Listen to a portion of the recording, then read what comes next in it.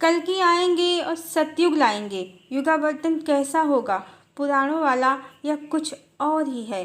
Hello friends, कल्कि, Lord कल्कि आएंगे और सतयुग ले आएंगे। कितना सुंदर विचार है। सब लोग यही कामना कर रहे हैं कि भगवान आएंगे, सुदर्शन चला देंगे, जादू की छड़ी घुमा देंगे, पल में असुरों का नाश करेंगे और फिर धरा पर स्वर्ग से सुंदर सतयुग आ जाएगा। सोने चांदी के ढेर लग जाएंगे, स्त्री पुरुष सुंदर सुंदर निरोगी काया वाले होंगे, या फिर काया ही 5D की हो जाएगी। न जन्म न मृत्यु, बस आनंद ही आनंद। वैसे तो बहुत से एस्ट्रोलॉजर कहें या समझदार लोग ये भी बता रहे हैं कि भगवान आ गए हैं। वो सामान्य लोगों जैसे ही हैं, पुराण कथाओं वाला रूप धरकर, सिर पर मोर पंख लगाकर, हाथों में बांसुरी लेकर या दोनों हाथों में तलवारें लेकर, घोड़े पर सवार होकर रमा पद्मा के साथ नहीं आएंगे, क्योंकि ये रूप, ये कल्पना राजा महाराजाओं के काल की है। अब समय बदल गया है, युग दूसरा चल रहा है। न द्वापर ही है ये, ना ही राजाओं का समय ही है ये। पर इस समय जो 3D में ट्रैप हैं, जिन्होंने बचपन से पुराण कथाएं ज़्यादा पढ़ रखी हैं, श्रीमद् भगवद गीता या श्री रामचरितमानस नहीं पढ़ी है, वो सौंदर्य अलंकारिक कहानियों में भटक रहे हैं। उनको तो ये भी नहीं पता कि ईश्वर परम चेतना है, विशुद्ध चेतना। 3D 5D कोई भी शरीर हो, सबसे परे। बस जब जब धरती पर धर्म की हानि होती है, अधर्म की वृद्धि होती है, तब तब भगवान मनुष्य का शरीर धारण करके धरती यानी अपनी बनाई माया की दुनिया में प्रवेश कर जाते हैं। और रूप और वेशभूषा भी उस युग के अनुसार ही होता है। त्रेता और द्वापर और कलयुग का भी बहुत सा काल राजा महाराजाओं का रहा है, पर अब राजा महाराजाओं का समय नहीं है। तो भगवान अगर मोर पंख लगाकर, बांसुरी, गदा, तलवार इत्यादि लेकर आएंगे तो ये बड़ा अटपटा होगा। वास्तव में इस रूप की कल्पना में वो ही भटक रहे हैं जो समय के साथ आगे नहीं बढ़ पाए हैं, अभी भूतकाल में ही अटके हुए हैं। ऐसे अज्ञानी पुराण प्रेमी समझ तो स्वयं को महाज्ञानी रहे हैं, पर पुरानी टीका ही बाज रहे हैं, जबकि ज्ञान भी पुरानी टीका के नाम पर कलयुगी मिलावटखोरी का है। इसीलिए स्वयं तो आईफोन, बाइक, कार, प्लेन और भी सभी हाईटेक टेक्नोलॉजी को यूज़ कर रहे हैं। लोगों से डिबेट भी टेक्नोलॉजी को यूज़ करके ही कर रहे हैं, पर उम्मीद लगा कर बैठे हैं कि भगवान सोने के रथ पर घोड़े पर बैठ कर आएंगे। और सबसे फनी तो ये है कि असली कहानी तो श्री कृष्ण की क्या है, इन्हें इसकी खबर ही नहीं है कि भगवान को द्वापर में जगदम्बिका से विरह सहना पड़ा है। द्वारिका में जीवात्माओं की भीड़ है, हजारों की भीड़ में जगदम्बिका नहीं है। भगवान ने देवी राधा से विरह सहन किया है द्वापर की कहानी में, और उनके ही त्रेता युग के अवतार भगवान राम पर आसक्त हुई हजारों स्त्रियों की इच्छा मात्र पूर्ण की है। ना तो भगवती का विभाजन हुआ है और ना ही भगवान भगवती के अतिरिक्त किसी अन्य पर मोहित हैं, क्योंकि भगवान तो वैसे भी माया से परे हैं। समस्त माया उनकी ही रची है और भगवती स्वयं भगवान का स्त्री रूप है, वो स्वयं पर ही मोहित हैं। यही भगवान का सच्चिदानंद ओंकार स्वरूप है, जो पुराण प्रेमी तरह तरह के अलग अलग पुराण कथाओं को पढ़कर परमात्मा का ओंकार स्वरूप भूल गए हैं। भगवान की देवी को, जगदम्बिका को, देवी राधा को, माँ भवानी को जो प्रेम और समर्पण की कहानी है, उसको समझ रहे हैं कि जगदम्बिका का कई शरीरों में विभाजन हो गया है और भगवान वृंदावन से लेकर द्वारिका सब जगह सब स्थान पर रास ही रचा रहे हैं, मस्ती कर रहे हैं। उनकी बाहों में कई कई रानियां या गोपियां स्त्रियां इंजॉय कर रही हैं। चलो कल्पना कर भी लें तो शायद कल्पनाओं में ये रूप परमात्मा का हजम हो भी जाए, पर वास्तविकता में, प्रैक्टिकल लाइफ में, सत्य के धरातल पर ये बहुत ही फनी भी होगा, बहुत अश्लील और शर्मनाक भी होगा। ये सब सिर्फ काल्पनिक कथाएं हैं। वास्तविकता सिर्फ इतनी ही है कि जो भी त्रेता में भगवान राम पर मोहित हुई, वो ही द्वापर में श्री कृष्ण की रानियां बनी। जैसे राजा महाराजाओं की अनेकों रानियां होती थीं, बस वैसे ही कोई माँ भवानी का विभाजन नहीं है, कोई प्रेम लीला नहीं है, बल्कि सत्य इसके विपरीत है। परमात्मा ने उस युग की सामाजिक व्यवस्था के अनुसार ही इन सब से युद्ध, विवाद, हरण इत्यादि को माध्यम बनाकर विवाह किया है, मात्र इनकी इच्छा पूर्ण की है। वैदिक रीति से विवाह पद्धति का पालन किसी भी विवाह में नहीं किया है। किसी के भी दरवाजे ना तो भगवान की बारात गई, ना भगवान किसी के भी द्वारे सेहरा सजाकर दूल्हा बनकर गए। कितनी ही स्त्रियों को उनके माता पिता का आशीर्वाद भी नहीं मिला उनके विवाह में। रुक्मिणी का विवाह भी बिल्कुल ऐसा ही था। पहले हरण, युद्ध, रक्तपात, फिर द्वारिका लाकर विवाह। भीष्म की कीर्ति को भगवान ने अपने चरणों तले रौंद दिया और रुक्मिणी के भाई को सिर से गंजा करके छोड़ दिया। ना तो माँ भवानी के पिता के साथ ऐसा हो सकता है, न भाई के साथ। माँ भवानी परम सुलक्षणा होती हैं। जहाँ होती हैं वहाँ अशुभ आत्माएं वास ही नहीं करती हैं। जबकि रुक्मिणी का भाई भगवान का परम विरोधी था, दुष्ट वृत्ति का था। और भगवान ने राम अवतार में देवी सीता से, जगदम्बिका से, वैदिक रीति से समस्त शुभ मंगल, गुरुजनों के, माता पिता के आशीर्वाद के साथ विवाह किया है। दूल्हा, बारात, कन्यादान, पारिग्रहण, विदाई, आशीर्वाद, एक एक रस्म का विधिवत पालन भी हुआ है। और माँ भवानी उनकी एकमात्र पत्नी हैं। पर द्वारिका में युद्ध और विवादों को माध्यम बनाकर भगवान ने हर आसक्त जीवात्मा की इच्छा मात्र पूरी कर दी है, वो भी एक ही जन्म में। हजारों की भीड़ लगाई मात्र इसलिए कि इन हजारों जीवात्माओं के कारण उनको अपनी सनातन अर्धांगिनी से हजारों जन्म का विरह न सहना पड़े। और साथ ही इस तरह जगदम्बिका का मान, सम्मान और अधिकार भी नहीं मिला इनको। पर चूंकि ये कलिकाल था, धर्म के 3 चरण थे ही नहीं, डेविल एनर्जी ही काम कर रही थी। खलिदानों या शुक्राचार्य की ऊर्जा ही काम कर रही थी। शुक्राचार्य दानवों के गुरु हैं, उनके एक ही नेत्र हैं। एक नेत्र का अर्थ आध्यात्म में अर्थ अज्ञान और अस्पष्ट ज्ञान से ही है, अर्ध ज्ञान से ही है।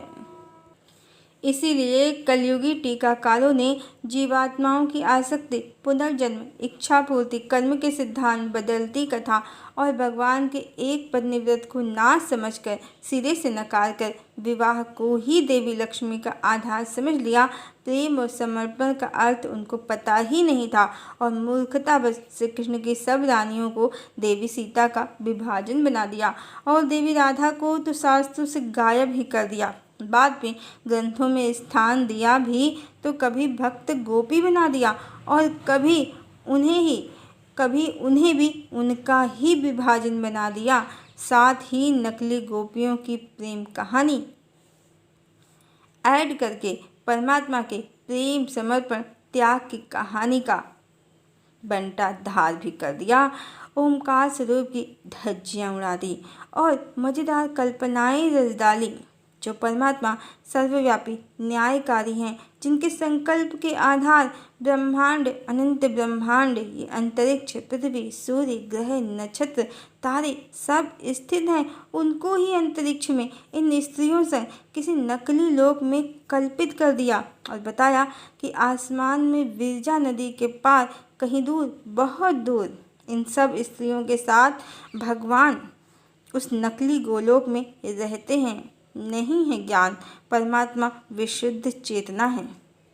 नहीं है इनको ज्ञान कि परमात्मा विशुद्ध चेतना है। कोरी गप और कल्पनाओं के बड़े बड़े पहाड़ बना दिए इन भोगी, कामी, धूल धर्म के ठेकेदारों ने, जिसके नीचे वास्तविक ज्ञान और आध्यात्म, परमात्मा का अर्धनारीश्वर स्वरूप, ओंकार स्वरूप सब लुप्त ही हो गया। और अब सीढ़ी में ट्रैप पुराण प्रेमी कल्पना करते हैं भगवान मुकुट लगाकर तलवार लेकर अपनी रानियों और गोपियों के साथ आएंगे, पहाड़ इत्यादि उठाएंगे, उड़कर दिखाएंगे, एकदम सब चमत्कारिक होगा और असुरों को तलवार लेकर गाजर मूली की तरह काट गिराएंगे और सत्युग की स्थापना हो जाएगी। बड़ी ही मज़ेदार कल्पना है, पर वास्तविकता यही है कि प्रथम तो भगवान एकमात्र आदि शक्ति के पति हैं और इस बार वो उनके लिए ही आए हैं, किसी गोपी रानी का कोई किस्सा ही नहीं है। दूसरे, ये सब पुराने जमाने में अटक गए हैं, आगे ही नहीं बढ़ पा रहे हैं।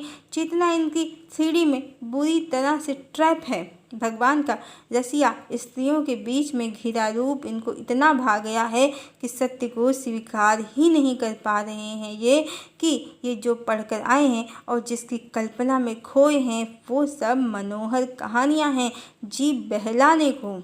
वास्तविक परमात्मा ओंकार स्वरूप ही हैं, सच्चिदानंद ही हैं, अर्धनारीश्वर ही हैं, जिनका नारी रूप माँ भगवती हैं और पुरुष रूप वो स्वयं हैं। माँ के बिना तो वो स्वयं भगवान नहीं हैं, परमात्मा नहीं हैं, क्या किसी के पति बनेंगे। परमात्मा के शिव तत्व मैस्कुलाइन एनर्जी को पुराण प्रेमियों ने अकेले भगवान समझ लिया है और उनके चारों ओर स्त्रियों की कल्पना कर रखी है और स्वयं भी किसी काल्पनिक लोक की सैर करते रहते हैं, जबकि ये शिव तत्व का भी अनादर है और शक्ति तत्व का भी अनादर है। शिव और शक्ति, राधा और कृष्ण ही पूर्ण परमात्मा का स्वरूप है, अकेले कृष्ण नहीं। और हर जीवात्मा स्वयं की चेतना में राधा या शक्ति तत्व को जागृत करके कृष्ण या शिव को पा भी सकती है, हर जीवात्मा, क्योंकि यही हर जीवात्मा का स्वयं का सत्य स्वरूप है जिसे प्राप्त करना है। सच्चिदानंद परमात्मा को प्राप्त करना है, मोक्ष या मुक्ति है। पर पुराण प्रेमी स्त्रियों के बीच में घिरे कृष्ण की कल्पना में खोए हैं और भगवान धरती पर इस समय सशरीर उपस्थित हैं। वो अपनी ऊर्जा से युग परिवर्तन भी कर देंगे और सतयुग भी धरती पर उतार देंगे, पर इन पुराण प्रेमियों के तरीके से नहीं, बिल्कुल भी नहीं। बल्कि अब जो आप देश और दुनिया में रोज आती प्राकृतिक आपदाओं, जल और अग्नि प्रलय को देख रहे हैं, मटेरियलिस्टिक वर्ल्ड को नष्ट होते देख रहे हैं, तो ये सब परमात्मा की ऊर्जा से ही हो रहा है। परमात्मा कोई छोटे मोटे जादूगर नहीं है कि उंगली पर पहाड़ उठाकर अपना साइज बढ़ाकर या हवा में उड़कर दिखाएंगे।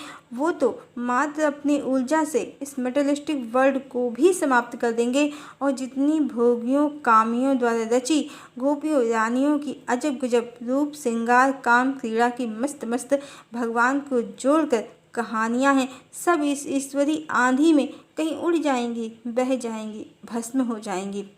अभी तक परमात्मा ने मनुष्य को बहुत छूट दे रखी थी, इसीलिए कल के अन्यायियों ने माँ सीता का, भगवान राम का चरित्र शास्त्रों में सब उल्टा पुल्टा लिख दिया। योगेश्वर भगवान श्री कृष्ण को हजारों स्त्रियों से जोड़ दिया, पर एक सत्य जाने, ना तो भगवान कृष्ण देवी राधा के अतिरिक्त किसी के पति प्रेमी हैं और ना ही भगवान राम ने कभी देवी सीता की अग्नि परीक्षा ली थी, ना ही उनका त्याग किया था और ना ही सीता भूमि में कभी समाई थी, क्योंकि प्रजा तो माया से ग्रस्त थी। उसके समक्ष माँ को स्वयं को पवित्र सिद्ध करने की कोई आवश्यकता ही नहीं थी। दूसरे, राम की वो सनातन अर्धांगिनी है, उनका ही स्त्री रूप है, तत्व एक ही है। स्वयं को स्वयं के समक्ष कौन सत्य सिद्ध करता है? ये सब कली के न्यायों की रची कलयुगी कहानियाँ हैं। चाहे सीता परित्याग हो, सीता का भूमि में समाना, या अग्नि परीक्षा, या फिर श्री कृष्ण की रानियों को देवी लक्ष्मी का विभाजन या विस्तार बताना, या फिर भगवान के साथ गोपियों की लव स्टोरी जोड़ना। असल में मनुष्य जाति बहुत नीच है। उसने ये समझ लिया कि कोई परमात्मा ही नहीं है और अपने मनमानी देवी सीता के बारे में, भगवान राम के बारे में, भगवान श्री कृष्ण के बारे में जो मनाया सब छाप दिया। ध्यान रहे, 700 वर्ष पूर्व तक भारत में कोई प्रिंटिंग प्रेस नहीं था, सब कलयुग में छापा जा रहा है मनमाना। महाभारत में क्यों नहीं है देवी राधा, वहाँ इस टॉपिक को डिटेल में कवर किया है, आप देख सकते हैं। चैनल पर वीडियो अवेलेबल है। और परमात्मा विशुद्ध तत्व हैं, समस्त लोक उनके संकल्प के आधार स्थित है। वो आसमान में किसी लोक में औरतों संग रहते हैं, ये मूर्खों की कल्पना है। जब डिवाइन डोर बंद होने से इनकी चेतना ईश्वर का सच्चिदानंद स्वरूप नहीं पकड़ पाई, समझ नहीं पाई, तो आसमान में इन लोगों ने एक विरजा नदी की कल्पना की, उसके पार एक नकली गोलोक बनाया और वहाँ करोड़ों स्त्रियों के साथ परम ब्रह्म परमात्मा को इमेजिन कर लिया। पर यह सब सिर्फ और सिर्फ तभी तक संभव था जब तक ईश्वर ने समय दे रखा था पापी मनुष्यों को उनके पाप का घड़ा भरने के लिए, पापी मनुष्यों को उनके पाप का घड़ा भरने के लिए। पर अब पाप का घड़ा भर चुका है, ओवरफ्लो हो रहा है। इसीलिए अब दनादन पूरी दुनिया में आग और पानी का सैलाब मटेरियलिस्टिक वर्ल्ड को निगल रहा है और लैंडस्लाइड में गांव के गांव, शहर के शहर दफन हो जा रहे हैं। लीबिया, मोरक्को, हवाई द्वीप, वायनाड सब एक झटके में साफ हो गए हैं। और परमात्मा का कोप देखिए, इसे समझिए कैसे उनकी ऊर्जा काम करती है। माँ भगवती के प्रति मनुष्यों ने जो अपराध किया है, अब उसका दंड प्राप्त होने का समय आ गया है। तो देखा आपने अभी साउथ में दिवाली की आतिशबाजी में मंदिर में 154 घायल हो गए हैं, कुछ की हालत गंभीर भी है। और देखा आपने हिमाचल और वायनाड में लोग रातों रात लैंडस्लाइड में ज़मींदोज़ हो गए हैं। क्यों ऐसा हो रहा है? क्योंकि मनुष्यों ने कथा चलाई कि राम ने देवी सीता की अग्नि परीक्षा ली। देवी सीता स्वयं को पवित्र करने के लिए भूमि में समा गई। माँ की आत्मा को कितना तड़पाया उनके ही पति पर झूठे इल्जाम लगाकर। और अब रोज मनुष्यों की अग्नि परीक्षा होगी। लोग अग्नि प्रलय के शिकार भी होंगे और ज़मींदोज़ भी होंगे। ये परम पिता का क्रोध है उन पर, उनकी अर्धांगिनी पर झूठे आरोप लगाने का। कुछ तो ये भी कहते हैं कि राम ने जल में डूबकर आत्महत्या कर ली थी। तो पानी का सैलाब भी आ रहा है, बहुत लोग जलमग्न हो रहे हैं, बहुत होने वाले हैं। सबका हिसाब बराबर होगा। मटेरियलिस्टिक वर्ल्ड की झूठी कहानियों के व्यापार के अंत के साथ ही एक से एक कामुक कहानियाँ रची गई हैं श्री कृष्ण को लेकर। कितने क्रोधित हैं परमात्मा, कितनी क्रोधित है आदि शक्ति, इसका मनुष्यों को अंदाज़ा नहीं है। क्योंकि ये कली की माया है। रोज रोज मटेरियलिस्टिक वर्ल्ड समाप्ति की ओर बढ़ रहा है। पर पुराण प्रेमी 4,32,000 वर्ष का कलिकाल समझकर काम लीला में मग्न है। जल्दी ही इनकी भी अग्नि परीक्षा होगी। भूमि इनको भी समा लेगी अपने अंदर। इनकी करतूतों के कारण सब और अधर्म ही अधर्म है। और पुराण प्रेमी श्री कृष्ण को रसिया छैला समझकर काम कथाओं में डूबे रहते हैं, इसे धर्म समझते हैं। तो इनकी कल्पनाओं वाले कल्कि तो नहीं आए हैं, कोई और ही आया है। सत्य, न्याय, प्रेम और करुणा का पुजारी आया है। परमात्मा माँ भवानी के पति पुरुषोत्तम परमात्मा आए हैं। सोचिए अब क्या होगा कि धर्म के नाम पर अधर्म फैलाने वालों के साथ सीताराम और राधा कृष्ण के परमात्मा के जोड़े के साथ गंदी झूठी कहानियाँ रचने वालों के साथ आदिशक्ति के पति को उनका दोषी सिद्ध करने वालों के साथ और देवी राधा से उनके पति श्री कृष्ण को छीनने वालों के साथ क्या होगा? वही जो वायनाड में हुआ है, हिमाचल में हुआ है, स्पेन में हुआ है, अब पूरी दुनिया में होगा। दुष्ट, नीच, कामी, भोगी मानव जाति का अब अंत होगा।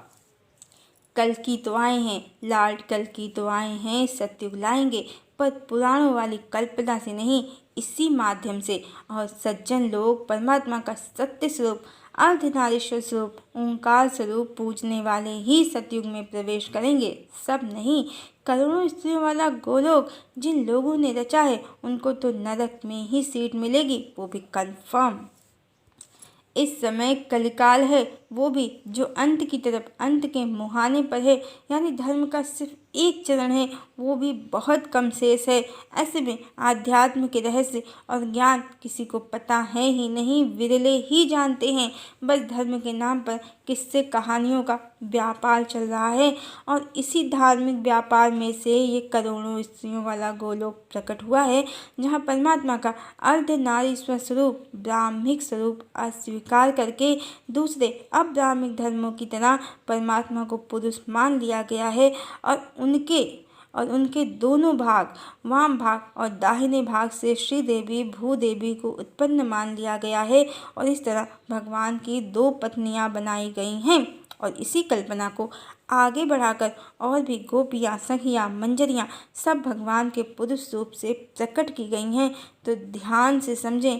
पहले तो भारत के आध्यात्मिक गुरु, चाहे आदि शंकराचार्य हों, निम्बारकाचार्य हों, गुरु नानक देव हों, रामकृष्ण परमहंस हों, कबीरदास हों, पंडित श्री राम शर्मा आचार्य हों, महावीर जैन हों और भी संत महात्माओं जैसे गोस्वामी तुलसीदास, संत सूरदास, संत हरिदास, किसी ने भी ऐसे किसी औरतों वाले गोलोक का कोई ज्ञान कभी नहीं दिया है। यहाँ तक कि स्वयं गीता प्रेस की श्रीमद् भगवद गीता में भी ऐसे किसी गोलोक का कोई उल्लेख नहीं है जहाँ अनेकानेक स्त्रियाँ भगवान के संग रहती हों। बल्कि श्रीमद् भगवद गीता के अनुसार ही श्लोक 6 अध्याय 15 श्री कृष्ण ने जो अपना परम धाम बताया है वो इस प्रकार है। न तद्भास्यते सूर्यो न शशांको न पावका यद् गत्वा न निवर्तन्ते परम ममा।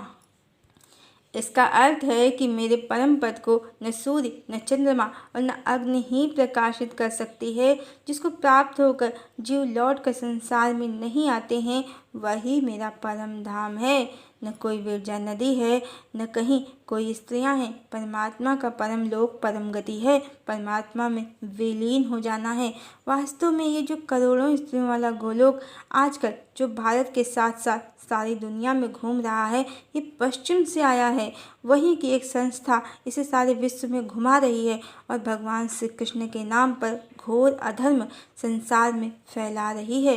परमात्मा का ओंकार स्वरूप, सच्चिदानंद स्वरूप, ब्रह्म स्वरूप को ना बताकर सर्वव्यापी न्यायकारी परमात्मा को ये संस्था अंतरिक्ष में किसी लोक में औरतों संग बता रही है। तो ज्ञान चक्षुओं को खोले और जाने धर्म का एक ही चरण है इस समय, वो भी लुप्त प्राय। अभी तो सब धर्म के नाम पर कालनेमियों और ढोंगियों की मंडलियां घूम रही हैं। ये दिन रात राधे राधे खूब करते हैं, पर राधापति सर्वशक्तिमान सर्वव्यापी परमात्मा को स्त्रियों संग, हजारों करोड़ों स्त्रियों संग किसी स्थान विशेष में रास रचाते बताते हैं।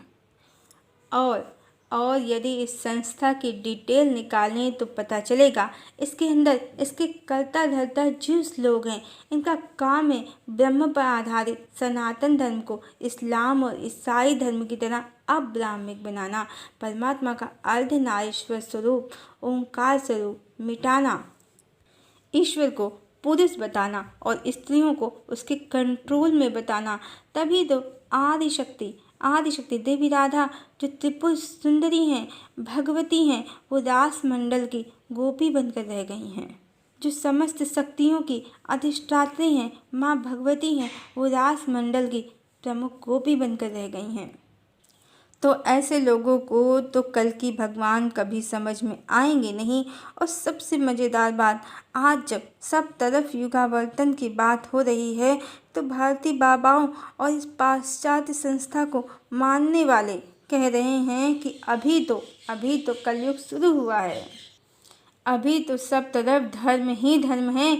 अभी 4,32,000 में से 5,000 साल ही बीते हैं और लाखों वर्ष है कलिकाल के अंत में। तो कौन लोग हैं ये? तो कौन लोग हैं ये वही हैं जिन्हें कुछ नहीं पता है ईश्वर का। ये कल्पनाओं में ही डूबे रहेंगे। जल्द ही इनका दिवा सब अब टूटेगा। समय आरंभ हो गया है। अब जल प्रलय और अग्नि प्रलय के साथ ही भूमि का डोलना और मनुष्यों को समेटना भी प्रारंभ होने वाला है। तो कल्कि आए हैं, वो सतयुग लाएंगे। पर इसी तरीके से पृथ्वी, आकाश, ब्रह्मांड सब परिवर्तन से गुजरेंगे।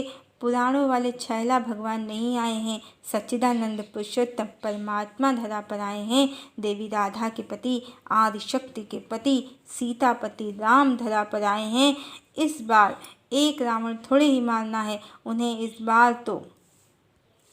इस बार वो मानवीय नहीं, ईश्वरी लीला करेंगे। असंख्य मनुष्यों का नाश एक एक बार में होगा, क्योंकि मनुष्य सब आसुरी प्रवृत्ति के हो गए हैं। परमात्मा के विषय में अनर्गल बातें भी करते हैं और मिथ्याचार, पापाचार, व्याभिचार सब करते हैं।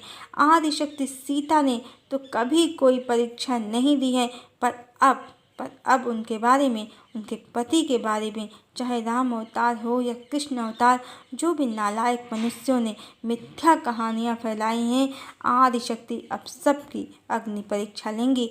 और परीक्षा में पास बहुत कम लोग होने वाले हैं, क्योंकि कोई माने या ना माने, ज़्यादातर अधिकांश यहाँ पापात्मा ही हैं। अब बहुत हुई गोपियों रानियों वाली प्रेम कथाएं। अब इनका फल चखने का समय आ गया है।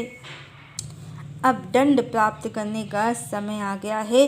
तो सभी पापी, कामी स्त्री पुरुष तैयार रहें भविष्य में आदिशक्ति का कोप ग्रहण करने को, उनकी क्रोधाग्नि में अग्नि परीक्षा देने को। हरिओम।